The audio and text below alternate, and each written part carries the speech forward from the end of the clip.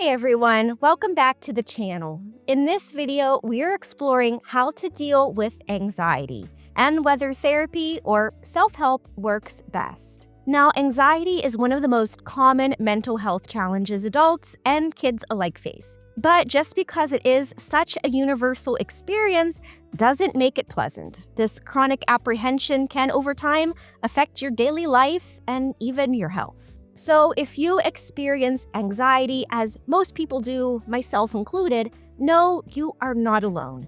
It is not forever, and most importantly, there are ways to help. For many, self-help can be a great option with plenty of variations out there. In the App Store alone, there are thousands of mindfulness apps. My favorite was called Mindfulness Coach. There were tons of tools available on there, and best of all, no paid subscription is required to use it. Podcasts are my second favorite. Again, there are tons of free options, and as somebody who doesn't have a whole lot of spare time, I can do what I need to do and listen to them in the background. And of course, I need to give a nod to audiobooks, which again can be a great resource that doesn't require your full attention, although there may be a cost or subscription fees to listen to them long term. If you prefer to keep things low tech, meditation and journaling can also be effective.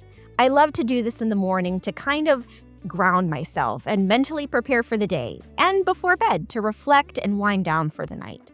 Self-help books can also be great and are widely available. Now, this option would not be free if you choose to buy them, but if money is tight, or if you would rather not have a pile of books in your home, libraries are often overflowing with self-help resources you can check out for free or at a minimal membership cost.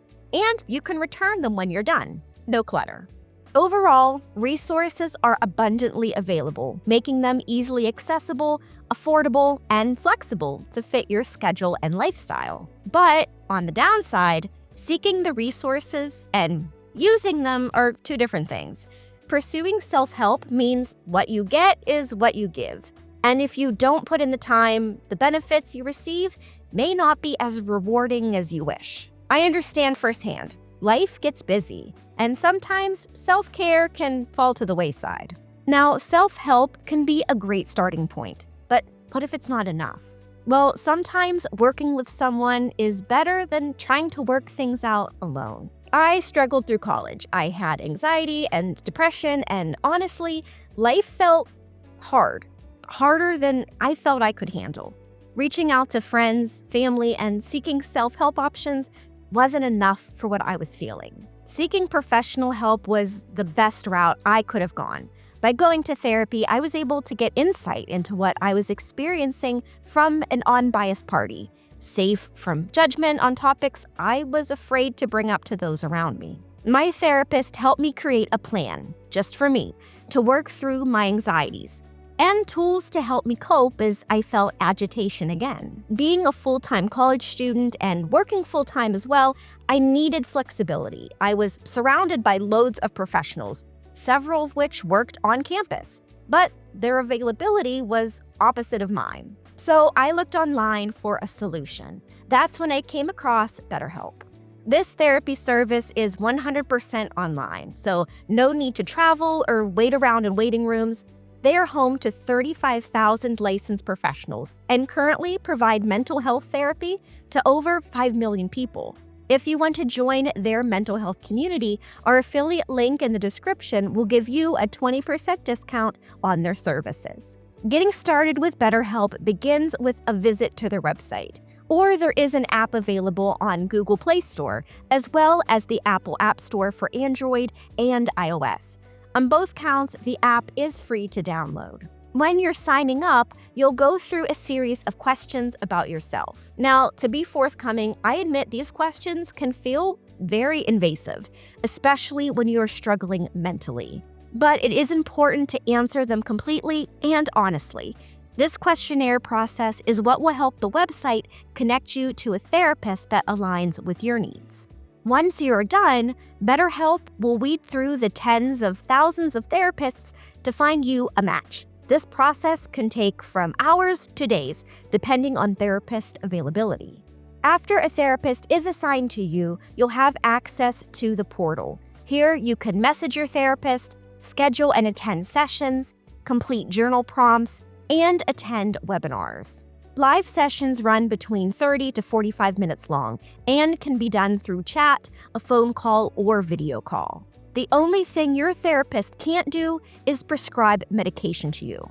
If that is something you both feel is the right path, they can point you in the direction to get those resources. If you aren't vibing with your therapist, you can switch to someone else at any point. The process is easy, and you'll be given 10 to 20 alternatives to choose from that also align with your needs. When I started with BetterHelp, I was assigned a male doctor who was great. But after talking a while, I felt a female doctor would align with my viewpoint better. So I made the switch to someone else. And no, he wasn't mad. He was very understanding and encouraging to seek what I felt was the right move for me. Prices for BetterHelp range from $65 to $100, billed weekly for one live session with ongoing messaging, to $260 to $400 for 4 live sessions with ongoing messaging billed monthly. Your location, doctor availability, preferences, and referral source all play a role in determining your cost.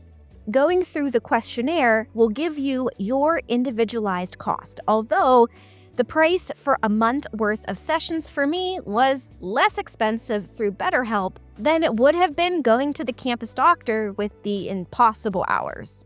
Paying for your therapy is pretty straightforward. They don't take insurance, although it is something they are working on. But they do accept FSA, HSA, as well as credit and debit cards, Apple and Google Pay, and PayPal. So at the end of the day, what works best really means what works best for you. If you find the best way dealing with your anxiety is through books or journaling or even meditation, then by all means, you do you. If you need a little extra help, there's absolutely nothing wrong with that. You don't have to figure it all out on your own. Help is out there, and you deserve to feel better. And that wraps up today's video. I hope you found this video helpful, and if you did, please like and subscribe. There are new videos dropping all the time. And as always, I love hearing from you guys. Do you have any questions I didn't answer? Or how do you deal with anxiety yourself? Let me know down in the comments, and I'll be sure to get back to you as quickly as I can. And if you do want to check out BetterHelp for yourself, be sure to use our affiliate link in the description to get started with a 20% discount. Thank you so much for watching. See you in the next one.